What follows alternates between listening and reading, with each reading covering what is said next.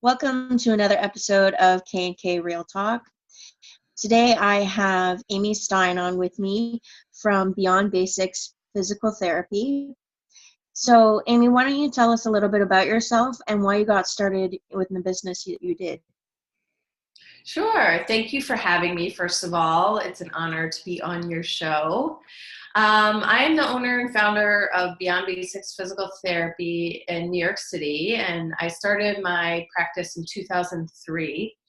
And I started my practice because of pelvic pain patients. Originally, at the beginning, I had a couple female, and then within the first year, I had a male, and then it just kind of cascaded when I was with a different company.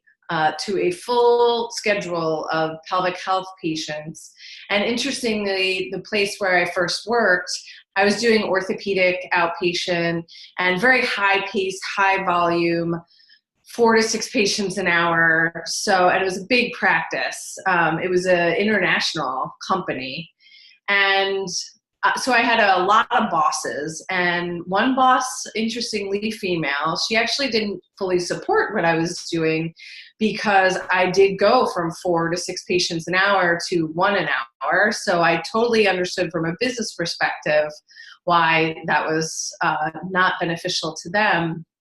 But it was really my patients that drove me to open my own practice. And I also always tell everyone that I learned the most from my patients, actually, and especially in the beginning, because there were so little classes being taught on pelvic health. There was so little knowledge on pelvic health. We still need more, but we've come a long way since I started learning about it back in 1999, actually. That's awesome. Yeah. I know that many endo activists are very, very passionate about patients before profits. So I love that you've turned your passion into a business where it's like the primary focus is on the patient and pelvic health and not how many dollars can be made in the bottom line. I Right. mean, that most doctors are just trying to get through as many patients as possible in an hour, like you were saying, and really quality care is at least a half hour, I would think, with your patient discussing and coming up with action plans. Yeah.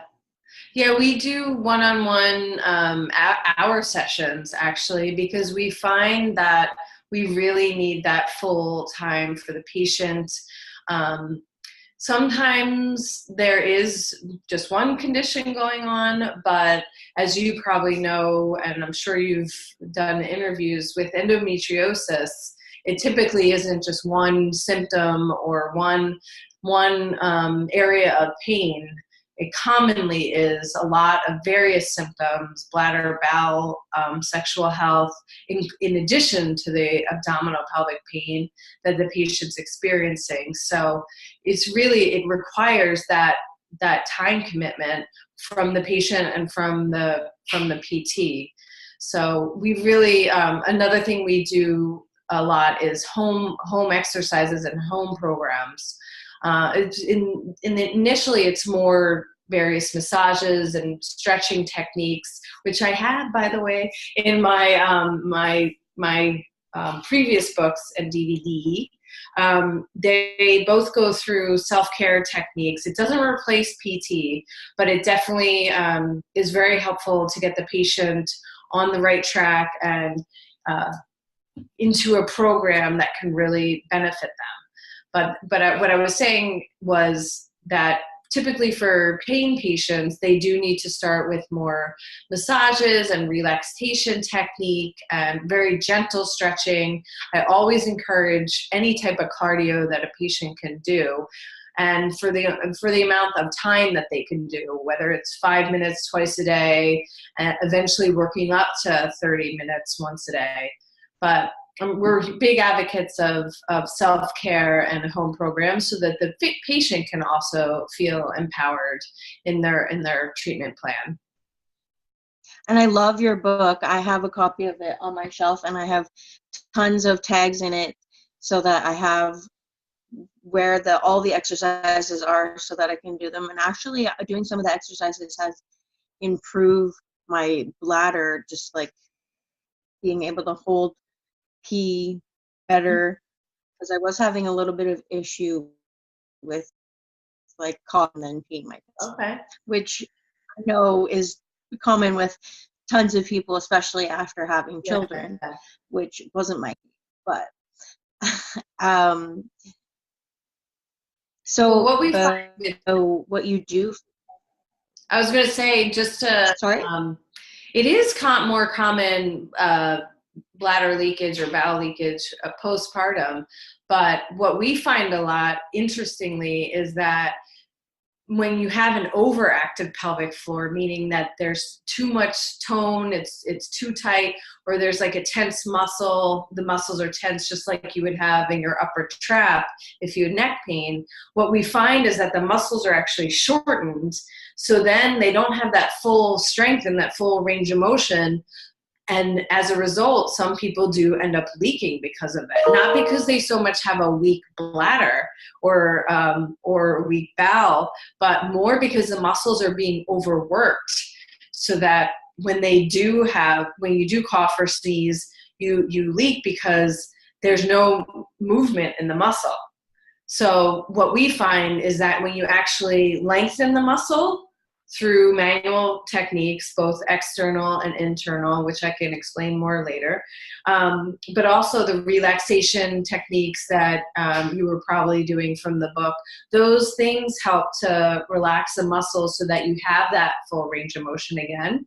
And we find that a lot of patients don't even need to do the Kegel exercises or strengthening exercises because they just need that range of motion back, and then their leaking goes away. Yeah, I think that was definitely my problem, is that everything was just so tight and like angry. And now that I've been able to relax, it's a lot better, and I can hold it until if I do cough and like feel like I have to pee, I can hold it until I get to the bathroom. Right. So Good. big improvement from Yeah. like actually peeing my pants. Good. Yay. It happens. I talk about everything on this show. It happens. We're human. It's not all beautiful. Right.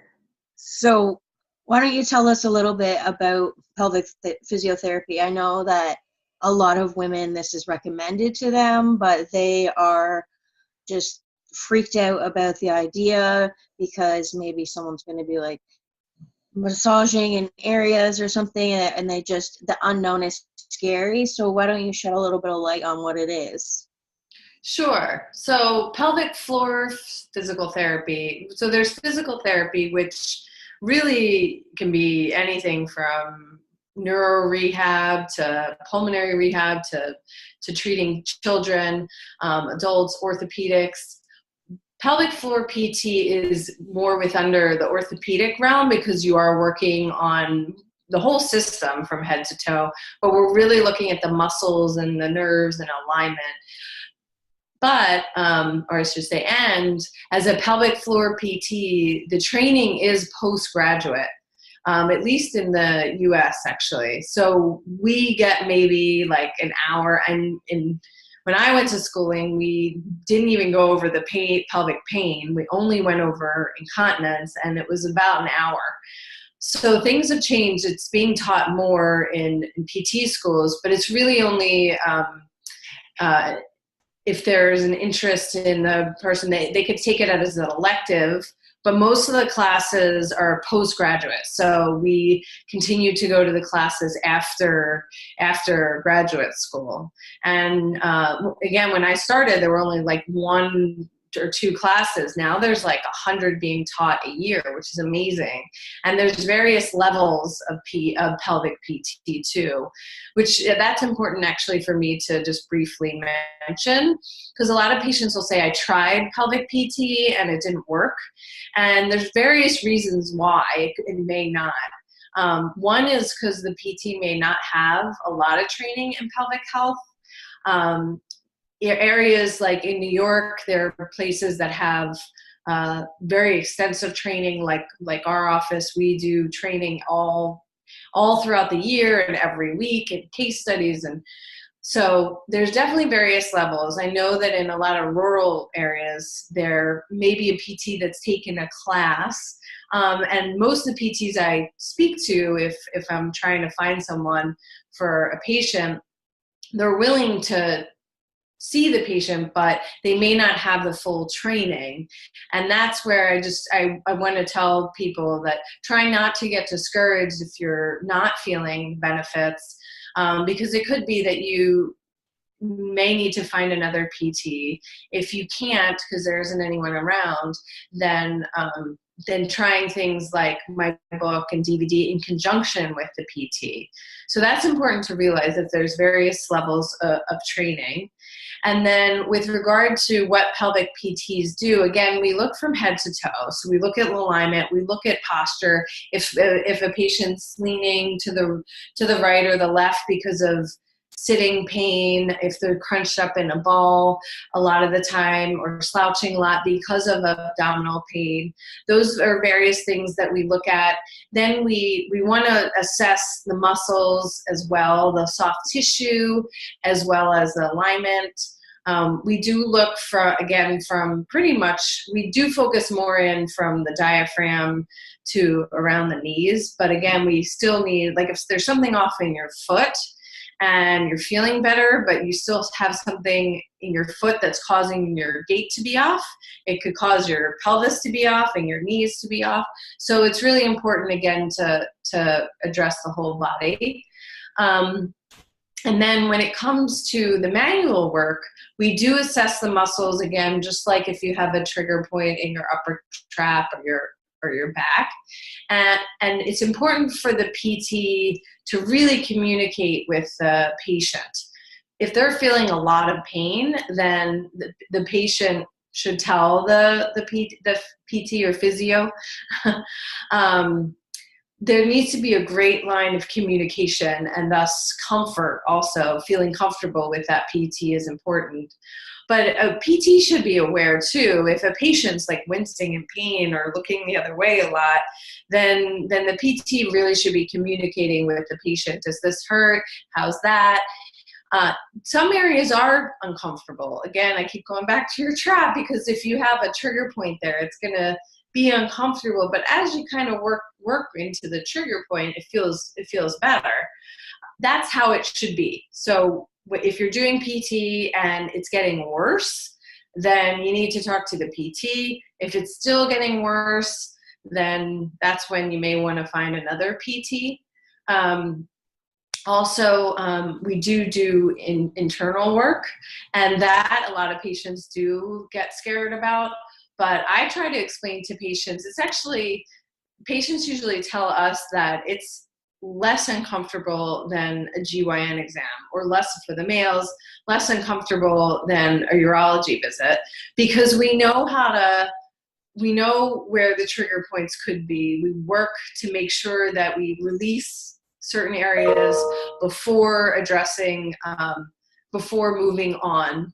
And again, the communication with your PT is really essential, because you don't want to be uncomfortable. And sometimes patients do flare a bit from the PT, but it shouldn't happen regularly. I've definitely flared patients, I will admit.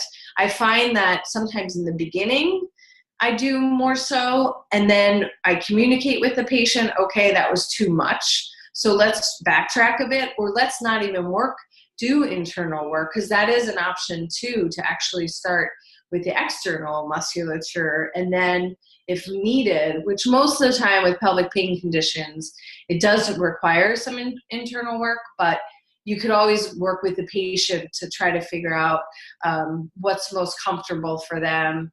And when you're doing the treatment, again, it really should be, as you're working through the tissues, it should be feeling better. And most of the time, when our patients leave our office, they say, like, wow, I feel some relief. We're not gonna cure them in one visit, especially and patients with endometriosis, as I'm sure you've talked about. The typical medical maze can be up to 10 years to try to figure out your diagnosis, as well, including other chronic pain conditions. We've seen that. So you've had it for a long time. It's going to take time to heal and re-educate the muscles and work with the patient on calming their nervous system down too. So I think I explained more or less everything, but it takes time. It takes great communication with your PT and feeling comfortable with your PT. And also, again, home program is really important because you only see the PT 1 to 2 hours a week. And you still have 23 hours in the rest of your day. So it's really important to incorporate a home program also that works for you. Because I have to mention that in my book, I've had patients say, I tried your stretches and they made me feel worse. And that I usually find is because the muscle was actually too tight or had too many trigger points and it didn't want to stretch yet. It wanted more of the gentle massage techniques and then stretching. So that's a great thing to communicate with your physical therapist as well. I always encourage people to have open lines of communication with everyone and get a team they're comfortable with, be their own advocate so that they know what they're getting into and they know what they're doing. I know a lot of people just take doctor advice and do it because they think that that's the best advice because a doctor told them, and they don't research what it was or what the side effects may be or long-term side effects. So open communication is crucial in your medical journey. So Right. Could you explain a little bit about internal physical therapy? I know a lot of people ask about internal physical therapy. So like, are you using dilators and things like that? So what's a little bit of that? Sure. So what the pelvic PT may be doing is actually working on the musculature. I wonder if I have I can try to find it quickly in my book, but working on the musculature, so the muscles in the pelvic floor area, they're similar again to the muscles throughout your body and the muscles that actually allow you to contract, relax. So you can work on, so you can release tight muscle and tissue through the manual therapy. So just like you would work on like a piriformis muscle if you had pain in your like glute area, hip rotators, it's similar with the internal pelvic floor muscles that you would very gently work on trying to get rid of the trigger points, trying to work on lengthening the muscles, and also doing it through deep breathing exercises. That's really important as well. So I don't know if you can see, but right here, those are the pelvic floor muscles, just the external part. And those are all muscles that we can actually work on. All these muscles can cause one or more symptoms of bladder, bowel, and sexual dysfunction or pain. So really assessing which muscles are problematic, and then also working very gently on them, working with the patient on the breathing while we're doing the internal work. And again, that communication is key, because if a patient is in pain and wincing and again, like turning their head, then that PT should recognize that immediately and say, oh, is this too much? I must say it like, 100 times a visit. But then you also get to know the patient, the pressure that you could use. But it's really important to have that direct line of communication with your physical therapist. At times as well, sometimes a lot of the trigger points or the tight tissue is actually coming closer to the tailbone. So we commonly see that with all of our patients. And in that case, we actually do have to do internal rectal, which again, I know patients are like, what does that mean? Or how's that going to be? But we find that the patients it's much less uncomfortable than they thought it was going to be, because we know how to work. We know the muscles, like we're experts in the musculoskeletal system. So we know like what tends to irritate a muscle more, what tends to, like if you move too quickly or press too hard, really quickly, that may cause a reflex in the muscle. So we're trained in that. And again, great line of communication is key. So why would this be beneficial, just releasing the trigger points so that those muscles relax? Mm-hmm. Yes. And you also did ask about dilators and therapeutic ones. Just to address that really briefly, I actually am a big fan of using a dilator or therapeutic wand at home, but key is that you really want the pelvic floor PT to go over it with you step by step.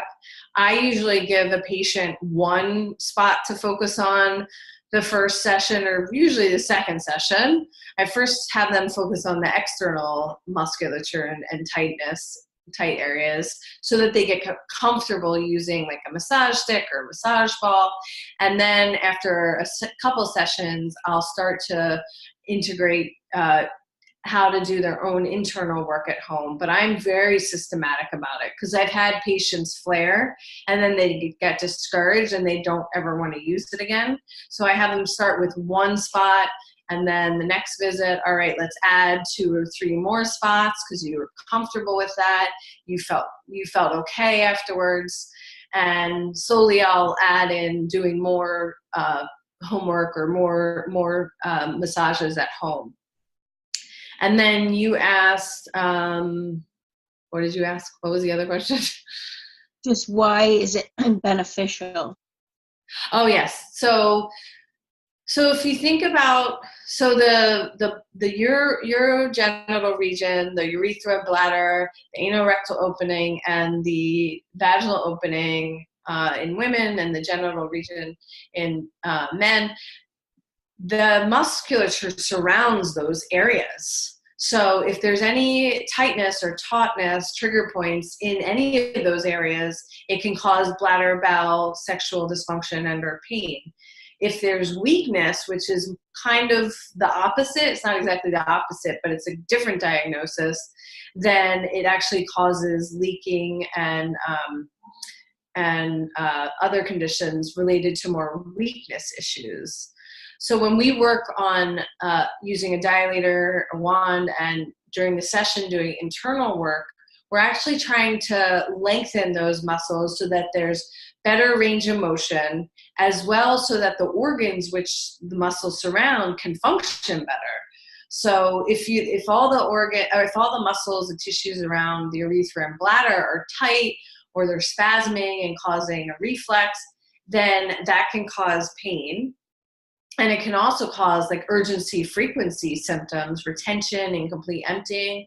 These various symptoms can be actually caused from tight and taut muscles pulling on the urethra, pulling on the bladder. That's just an example. Then if you think about the anorectal area, the same thing could be happening where the muscles and tissues are pulling on that area and causing bowel frequency urgency or constipation, incomplete emptying, those types of symptoms. So then what the physical therapy entails is actually releasing and relaxing those muscles to allow for proper function of the organs. And with regard to sexual health, if those muscles are tight, if that area is tight, then you could have pain upon penetration or entry because those muscles aren't able to relax. And then another common symptom we hear is deep penetrative pain. And that could be because, again, the muscles deeper back in the pelvic floor are tight or spasmed, or there's trigger points. So it's really important to try to address the trigger points and the shortened muscles through massage techniques. And then when you go home, to maintain it through relaxation, breathing, learning how not to tighten up the pelvic floor muscles. And then once you're comfortable, adding in a therapeutic wand or dilator. And I've totally had both of those issues. People shouldn't be embarrassed. I've had both of those issues with deep penetration and with just initial penetration. And I just want to get the message out there that I want people to be comfortable talking about things like pelvic pain and sex and periods, because it's natural, it's normal. Right. And that being said, we find a lot of patients that do have period pain. A lot of times there's, it's called a visceral somatic reflex, where the organ, like the uterus, actually talks to the muscles and tissues around it, and they cause more irritation to the muscles and tissues around it, as well as like a spasming. And that makes the period pain, that can make the period pain worse. So we found that and this is since day one of me starting to treat patients, that working on the muscles and tissues and really releasing them and teaching the patient how to gently massage them can be really beneficial for period pain. And then also, yeah, I 100% agree. Don't feel embarrassed about talking about any pain that you're having with sexual activity, or we also hear post-orgasmic pain because the muscles are spasming and they're getting irritated. They're spasming because that's the normal reaction of the muscle that they should contract. But then because there's irritation in the muscle, the irritation continues or gets worse. So we teach patients also how to manage that, how to release the muscle and relax the muscle, and how to work on it, not only during the PT session, but also at home. That particular pain as well. I definitely had that too before my hysterectomy. Luckily, my hysterectomy cured that particular problem. Okay. Thank God. But I had that problem too. There's just so many problems that come with endo that we don't address everything. Yes.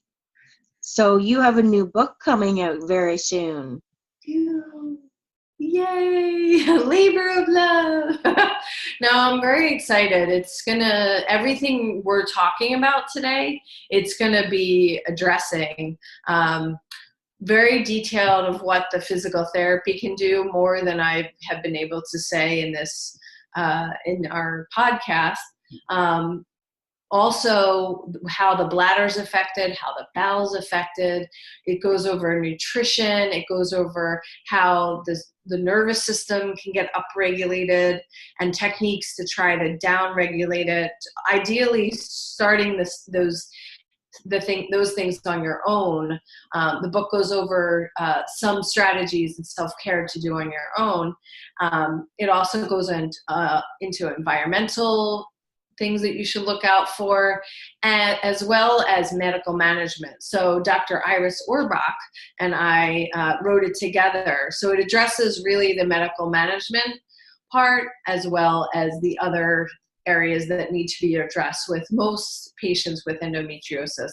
And if you couldn't read it, or if it was backwards, by the way, it's Beating Endo, How to Reclaim Your Life from Endometriosis. It's due to come out June 25th. I think we were going to offer some type of giveaway here.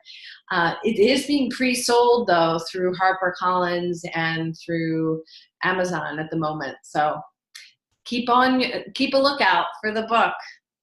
I did see it on Amazon, I believe, yesterday. Yay! So I did see it there for pre-order. I'm excited to read it myself. I think it's going to be great. So if someone's looking for you, where can we find you in New York? And why don't you tell everyone your website? Sure. Beyond Basics Physical Therapy is a website, and we do a lot on social media as well. We try to do a lot of educational events. It's at Beyond Basics PT is the social media handle. And then we also have a great blog, and we've written a bunch of blogs on endometriosis, bladder issues, bowel issues, sexual dysfunction and pain. And that's Beyond Basics PT blog.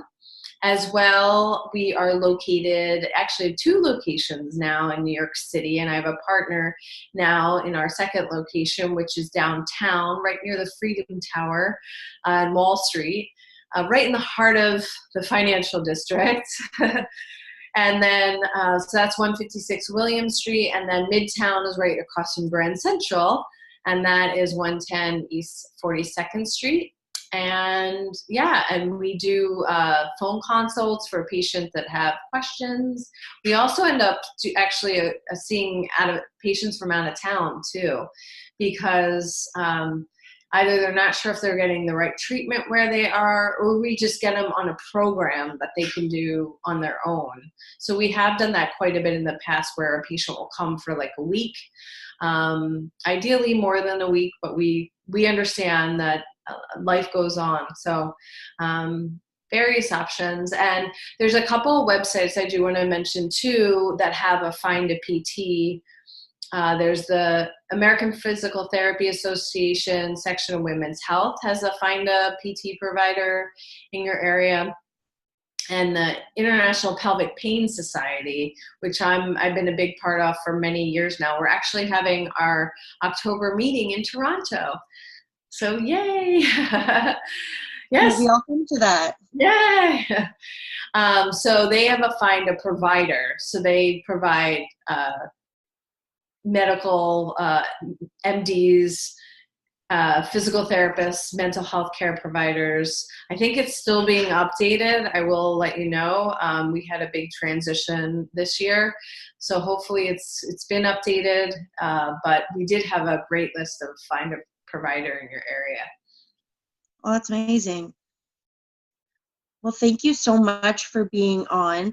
I'm so excited to have you. I'm excited to read your book. It's going to be amazing. Great. And if anyone has any questions for Amy, put them in the comments, send me a message, or send me an email, and we could have her on again. Yes, I would love to. Happy to, anytime. And I do want to say one more thing for everyone out there. Just really find your team. You need to have a good team, even if it's just one person. Actually, what Dr. Orbach and I say is that you need a quarterback, whether it's your physician or your physical therapist, because we a lot of times are the quarterback, and we'll suggest, like, why don't you see this urologist, or why don't you see this physiatrist or this nutritionist. And then also knowing that it does take time to heal, especially the longer you've had it, the longer it takes to dial down the system and to re-educate the muscles. But we've had a ton of success here. I started again in 2003, and now there's 15 physical therapists, and I started just as me. So just to give you guys hope, there's a lot of hope out there. I think it's just finding that team and feeling hopeful too. That's awesome. I couldn't agree more. You have to have a great team. Yes. Well, thank you so much for watching, guys, or listening if you're listening, and we will see you next Monday.